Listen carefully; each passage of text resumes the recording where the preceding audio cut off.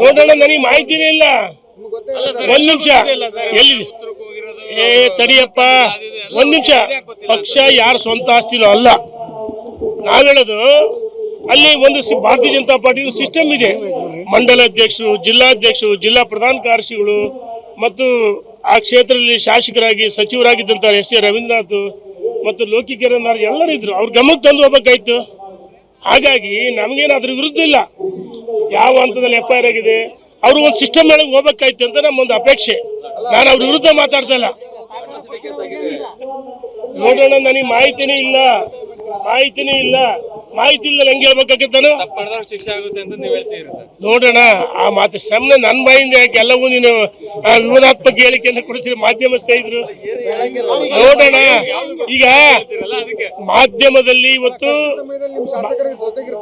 ಮಾಧ್ಯಮದಲ್ಲಿ ವರದಿ ಆಗಿದೆ ನೋಡಿ. ತಡಿ, ನಾನು ಮುಖ್ಯಮಂತ್ರಿ ಒಬ್ಬ ರಾಜಕೀಯ ಕಾರ್ಯದರ್ಶಿ ಇದ್ದಾಗ, ಅವ್ರು 5 ವರ್ಷ ಅವ್ರ ಸಂಕಷ್ಟದಲ್ಲಿ ನಾನಿದ್ದೆ. 5 ವರ್ಷ ಅವ್ರು ನಾನು ಜೊತೆಗಿದ್ದೆ. ಹಗಲು ರಾತ್ರಿ ನನ್ನ ಮನೆಯಲ್ಲಿ ಇರ್ತಿದ್ರು. ಅವ್ರು ನನ್ನ ವಿರುದ್ಧನೇ ಮಾತಾಡ್ತಾರೆ. ಹಂಗಂತೇಳಿ ನಾನು ಅವ್ರ ವಿರುದ್ಧ ಮಾತಾಡಲ್ಲ. ನೋಡ, ವ್ಯಕ್ತಿ ಜೊತೆಗಿರಲ್ಲ, ಪಕ್ಷ ಜೊತೆಗಿರ್ತೀವಿ. ನಮಗೆ ವ್ಯಕ್ತಿ ಮುಖ್ಯ ಅಲ್ಲ, ಪಕ್ಷ ಮುಖ್ಯ.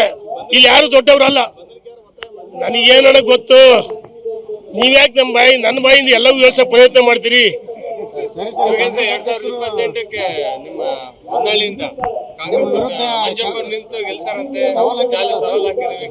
ಆಯ್ತಣ್ಣ, ಹೊನ್ನಾಳಿ, ನ್ಯಾಮತಿ, ಅವಳಿ ತಾಲೂಕಿನ ಪ್ರಜ್ಞಾವಂತ ಮತದಾರರು 3 ಬಾರಿ ನನ್ನನ್ನು ಶಾಸಕರಿಗೆ, ಒಬ್ಬ ಸಾಮಾನ್ಯ ಶಿಕ್ಷಕನ ಮಗನಿಗೆ ಆಶೀರ್ವಾದ ಮಾಡಿದ್ದಾರೆ.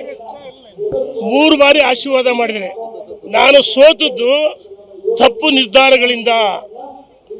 ಸಿದ್ದರಾಮಯ್ಯ ಮುಖ್ಯಮಂತ್ರಿ ಆಗ್ತಾರೆ, ಹಿಂದುಳಿದ ನಾಯಕ ಮುಖ್ಯಮಂತ್ರಿ ಆಗ್ತಾರೆ. ಆದರೆ ನನಗೆ ಜಾತ್ಯತೀತವಾಗಿ ಎಲ್ಲ ಸಮಾಜದವರು ಮತಗಳನ್ನ ಕೊಟ್ಟಿದ್ದಾರೆ.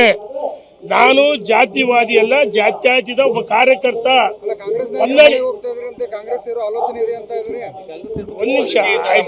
ಒಂದ್ ನಿಮಿಷ ಸಂತೋಷ. ನಿಮ್ಮ ಹೇಳಿಕೆಗಳು, ಬೇರೆಯವ್ರ ಹೇಳಿಕೆ ಗಮನಿಸಿದ್ದೀನಿ. ಭಾರತೀಯ ಜನತಾ ಪಾರ್ಟಿಲಿ ನನಗೆ 3 ಬಾರಿ ಶಾಸಕರಾಗಿ ಅವಕಾಶ ಮಾಡಿಕೊಡಿದೆ. ಸಚಿವರಾಗಿದ್ದೀನಿ, 2 ನಿಗಮದ ಅಧ್ಯಕ್ಷ ಆಗಿದ್ದೆ, ಪೊಲಿಟಿಕಲ್ ಸೆಕ್ರೆಟರಿ ಆಗಿದ್ದೆ. ನನಗೆ ರಾಜ ಮರ್ಯಾದೆ ಇದೆ, ರಾಜ ಗೌರವ ಇದೆ.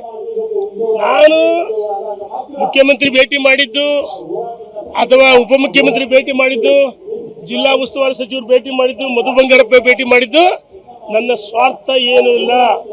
ನಾನು ಪ್ರತಿಪಕ್ಷದವನು. ನನಗೆ ನೋಡಿ, ಯಾವುದೇ ಸರ್ಕಾರ ಇರ್ಬೋದು, ಸಿದ್ದರಾಮಯ್ಯ ಕಾಂಗ್ರೆಸ್ ಮುಖ್ಯಮಂತ್ರಿ ಅಂತ ಹೇಳ್ತಾರ, DK ಶಿವಕುಮಾರ್ ಕಾಂಗ್ರೆಸ್ ಉಪಮುಖ್ಯಮಂತ್ರಿ ಅಂತಾರ. ಅರೆ ಯಾರಪ್ಪ ನೀನು ಕೇಳಕ್ಕೆ? ನಾನು ಕೇಳಕ್ಕೆ ನೀನು ಯಾರು? ನಾನು ಪ್ರತಿಪಕ್ಷದವನು. ತಾಲೂಕಿನ, ರಾಜ್ಯದ ಕೆಲವು ಸಮಸ್ಯೆಗಳ ಬಗ್ಗೆ ಭೇಟಿ ಮಾಡ್ತೀನಿ, ಮುಂದೆ ಭೇಟಿ ಮಾಡ್ತೀನಿ. ನಿನಗೆ ನೋಡಿ ಹತಾಶ ತಡ್ಕೊಳಕ್ಕಾಗ್ತಲ್ಲ, ನಾನೇನು ಮಾಡೋಕ್ಕಲ್ಲ. ಆ ವ್ಯಕ್ತಿ ಹೆಸರನ್ನು ಹೇಳಕ್ಕೆ ಇಚ್ಛೆ ಪಡಲ್ಲ, ಆ ವ್ಯಕ್ತಿ ವಿರುದ್ಧವಾಗೂ ಮಾತಾಡಲ್ಲ.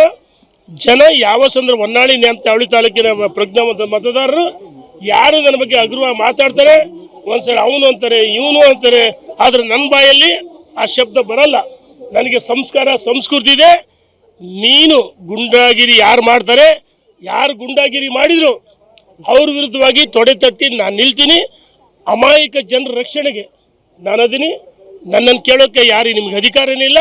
2028 ವಿಧಾನಸಭೆ ಚುನಾವಣೆಯಲ್ಲಿ ನೀವು ಹೇಳ್ತಿಲ್ಲ, ರಾಜ್ಯ ಕ್ಷೇತ್ರ ಪ್ರಜ್ಞಾವಂತ ಮತದಾರರು ಹೊನ್ನಾಳಿ, ನ್ಯಾಮತಿ, ಅವಳಿ ತಾಲೂಕಿನ ಭಾರತೀಯ ಜನತಾ ಪಾರ್ಟಿ ಅಭ್ಯರ್ಥಿನ ರಾಜ್ಯದಲ್ಲಿ ಮೊದಲನೇ ಬಾರಿಗೆ ಅಲ್ಲಿ ಆಯ್ಕೆಯಾಗಿದ್ದ ಅತಿ ಹೆಚ್ಚಿನ ಮತಗಳನ್ನ ಗೆಲ್ಲಿಸ್ತಾರೆ.